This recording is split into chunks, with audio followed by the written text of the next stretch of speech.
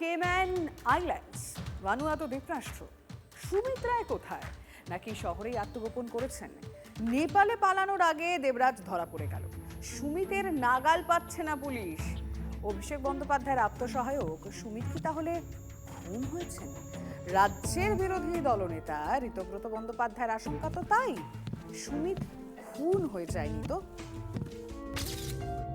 অনেকেই আমরা আশঙ্কা করছিলাম, আমরা যারা গ্রাউন্ড লেভেলে কাজ করি, দু চারজন আমায় জিজ্ঞাসা করলেন, আচ্ছা খুন হয়ে যায়নি তো? মানে এই যে খুন হয়ে যায়নি তো, এটার পেছনে কারণ হচ্ছে যে ও খুন হয়ে গেলে অনেক কিছু ধামাচাপা পড়ে যেতে পারে। ঋতব্রতর ইঙ্গিত বুঝতেই পারছেন, কিন্তু কি ধামাচাপা পড়ার কথা বলছেন? বীরভূমের কোটিপতি পাথর ব্যবসায়ী টুলু মণ্ডলের সঙ্গে সুমিত কানেকশন, চাকরি দুর্নীতি, আর সেখানেও সুমিত। শালবনির জমি কেলেঙ্কারিতেও অভিষেকের ছায়াসঙ্গী এই সুমিতের নাম জড়িয়েছে। অভিষেকের ক্যামাক্স রিটের অফিসে বসে কি একের পর এক দুর্নীতিতে নিজেকে জড়িয়েছেন, প্রভাব খাটিয়েছেন। সুমিতের বিরুদ্ধে থাকা দুটি মামলার তদন্তভার মঙ্গলবারই অফিসিয়ালি পায় সিআইডি।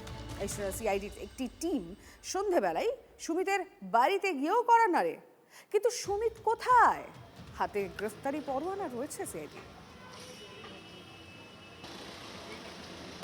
সুমিত কোথায় আছে একটু বলবেন? হ্যাঁ জানি তো কোথায় আছে, মাটির তলায় পোতা আছে। কদিন আগেই পুলিশের একটি টিমও গিয়েছিল সুমিতের ঠিকানায়। সুমিতের মা কি বলেছিলেন সেটা তো আপনারা শুনলেন।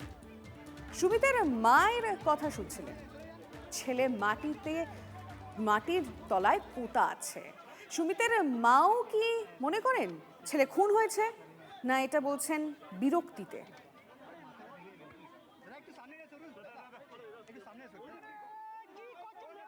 সুমিত কোথায় আছে একটু বলবেন? হ্যাঁ জানি তো কোথায় আছে, মাটির তলায় পোতা আছে। অভিষেকের পিএ সুমিতকে খুঁজছে। ওই দিন মধ্যরাতে অভিষেকের কালীঘাটের বাড়িতেও পৌঁছে গিয়েছিল শালবনী থানার পুলিশ। ফোনের লোকেশন ট্র্যাক করে গিয়েও সুমিতকে শেষ পর্যন্ত হাতের নাগালে পায়নি। 13 জুন থেকে 4 আগস্ট মাঝের এই সময়টাতে একাধিকবার পুলিশ সুমিতের বাড়িতে হানা দিয়েছে। আর তাতে কি মেজাজ হারাচ্ছেন সুমিতের মা? সুমিতের মা বিশ্বাস করেন যে ছেলে নির্দোষ, তাকে ফাঁসানো হচ্ছে। ঋতব্রতর ইঙ্গিতটা আশা করি এবার বুঝতে পারছেন। সুমিত খুন হলে কে বেঁচে যাবেন? সুমিত রায় যদি কান হয় তাহলে মাথা কে? সেই মাথা অব্দি পৌঁছতেই কি রাজ্য পুলিশের গোয়েন্দা টিম নেমে পড়ল?